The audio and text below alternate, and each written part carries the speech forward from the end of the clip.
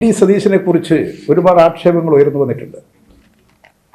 അതിലൊന്ന്, വി.ഡി. സതീശൻ വിദേശ രാജ്യങ്ങളിൽ പോയി വലിയ തോതിൽ പണം പിരിച്ച് ഇവിടെ വീട് നിർമ്മിച്ചു കൊടുക്കുന്നതിന് വേണ്ടിയിട്ടുള്ള ഒരു പദ്ധതി എന്ന് പറഞ്ഞുകൊണ്ട് പണം പിരിച്ചു. ആ പണം പിരിച്ചതിൻ്റെ കാര്യങ്ങളൊന്നും പുറത്തു വന്നില്ല. ഇവിടെയാണെങ്കിൽ ഈ വീടുകൾ നിർമ്മിച്ചു കൊടുക്കാൻ വേണ്ടിയിട്ടാണ് പണം പിരിച്ചത് എന്നാണ് പറയുന്നതെങ്കിലും ആ പിരിച്ച പണം കൊണ്ട് വി.ഡി. സതീശൻ വീട് നിർമ്മിച്ചിട്ടില്ല.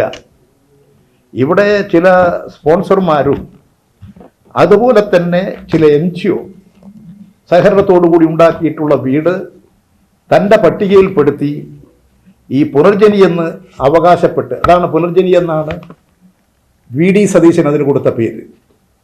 പുനർജനിയുടെ പേരിൽ വിദേശത്തു നിന്ന് വൻതോതിൽ പണം പിരിച്ചു. നിയമവിരുദ്ധമാണത്. ആ വിദേശത്ത് പിരിച്ച പണം വി.ഡി. സതീശൻ എന്ത് ചെയ്തു?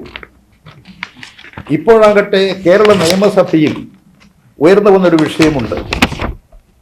കേരള നിയമസഭയിൽ ഉയർന്നു വന്ന വിഷയം 150 കോടി രൂപ കഴിഞ്ഞ നിയമസഭാ തെരഞ്ഞെടുപ്പിൻ്റെ കാലത്ത് മത്സ്യം കൊണ്ടുവരുന്ന വലിയ പെട്ടിയിൽ 150 കോടി രൂപ കൊണ്ടുവന്ന് വി.ഡി. സതീശനെ ഏൽപ്പിച്ചു എന്നുള്ളതാണ്. അതിലൊരു 5-10 കോടി രൂപ ഇവിടുത്തെ ഏതെല്ലോ കോൺഗ്രസ് കമ്മിറ്റികൾ കൊടുത്തു.